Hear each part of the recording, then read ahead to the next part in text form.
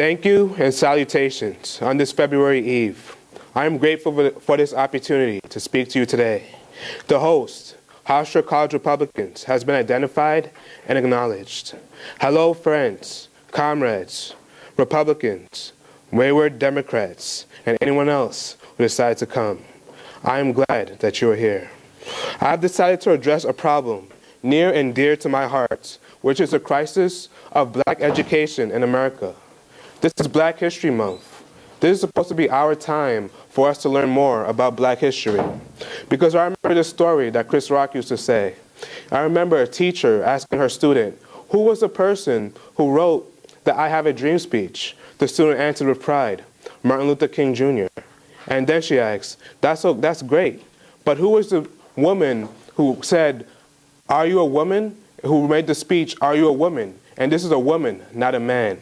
And then the student thought for a while, and he said with pride, Martina Luther King Jr. So this is a problem that must be solved. Because the African American male is hardly better off than his father and his grandfather. Like the Democrats haven't done anything to solve this problem. Because currently, there are 4.5 million African Americans in this country between the ages of 15 and 29. But only 8% of us graduate from college. Out of the 300,000 black graduate students, only 1% of them are law school students. And out of that 1%, out of that 3,000, only 900 are law students who are black. So basically, you could take Hofstra Law School, fill it with all black men, and that would be the number of black men in this country who are law school students. Like I know Occupy Wall Street say that it's bad to be the 1%, but I stand before you today with pride and say, I am that 1%. Because one of the reasons why we have this problem is because of the lack of education, both in the black community and in the white community. Because quite simply, the reason why we as black people have not come much farther than our forefathers is because of a comparative lack of education on both sides that hinder our advancement. People, quite simply, do not know our history, because my history is your history, because I consider myself to be an American. They don't know, they know about Egypt, but they don't know about the Darfur crisis in Sudan that my church is working so hard to eradicate. They don't know the reason that we have advanced so much is through education. It wasn't through social programs. Because at the end of slavery, 95% of us could not read. We were not allowed to read. We were killed if we read. But now it's more like 10%. And that 85% difference is because we worked hard and we became educated to do great things. I, as a black man, am the most distrusted segment in America, hands down. And the most misunderstood, because it is a balancing act. But this balancing act, I always lose. Because W.E.B. Du Bois, I'm reading his book right now, he said, it is a peculiar sensation, this double consciousness, this sense of always looking at oneself through the eyes of others, of measuring one's soul by the tape of a world that looks on and imbues contempt and pity. Let's focus on those words, contempt and pity. If I try to play down my blackness, they look upon me with pity and say, why don't you act more black? And if I try to play up my blackness, they look upon me with contempt and say, you shouldn't do that. You should assimilate into the white community. So it is a lose-lose situation.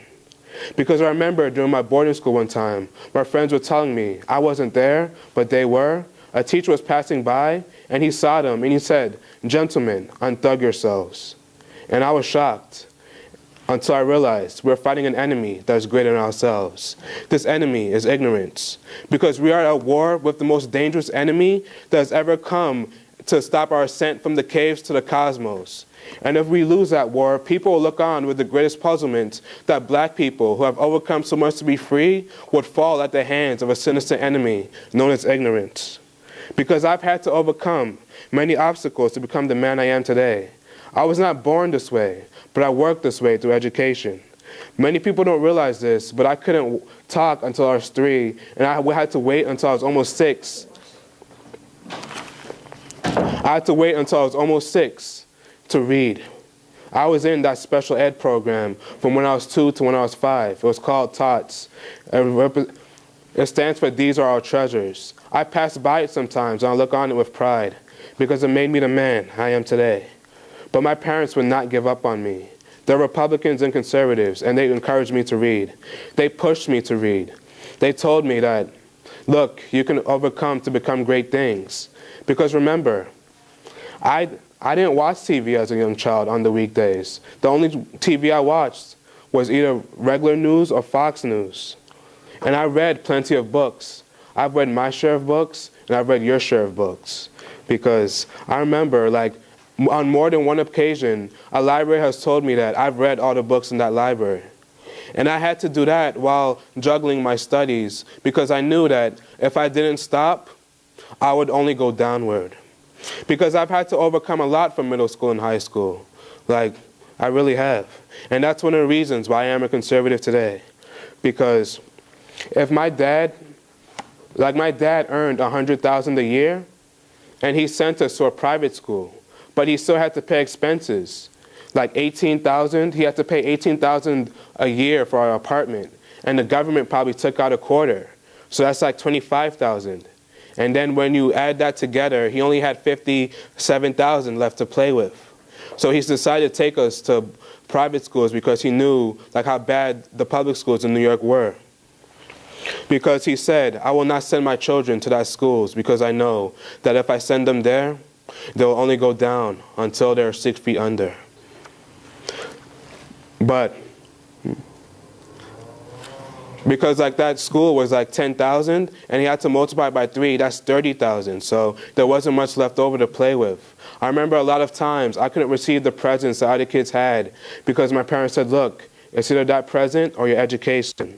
And I'm forever grateful that he chose that education. And because I'm a Republican, because if they raised higher taxes on me, I couldn't go to that private school. I would have to go to a public school. But only 40% of black males graduate from public school. And in the boarding school I went to, 98% graduated from that public school. So think of the difference, 98% and 40%. That's a difference of nearly double. And I know people from my grade who were in gangs and who have baby mothers. Like, I consider the baby mothers, the ones with the baby mothers, the lucky ones because they're still alive.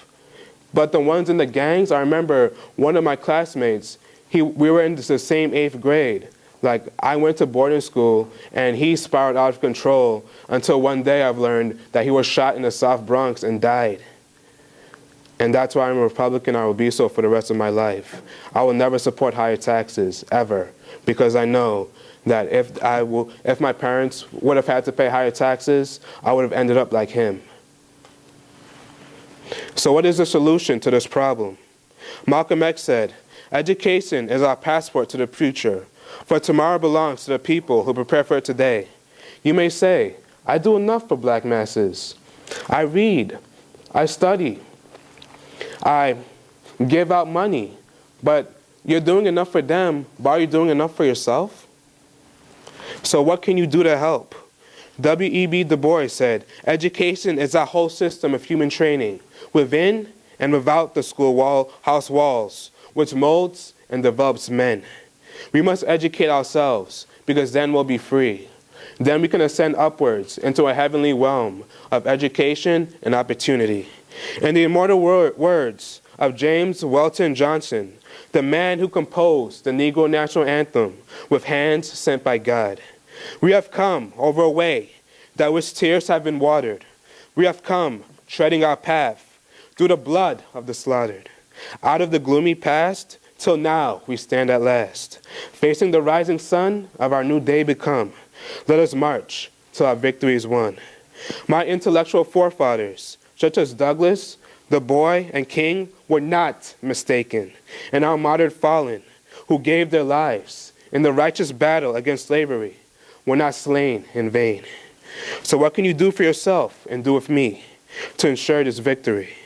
Do like I am in reading Black history. I'm offering you a one-book challenge. See this book and see this book. I will do it with you.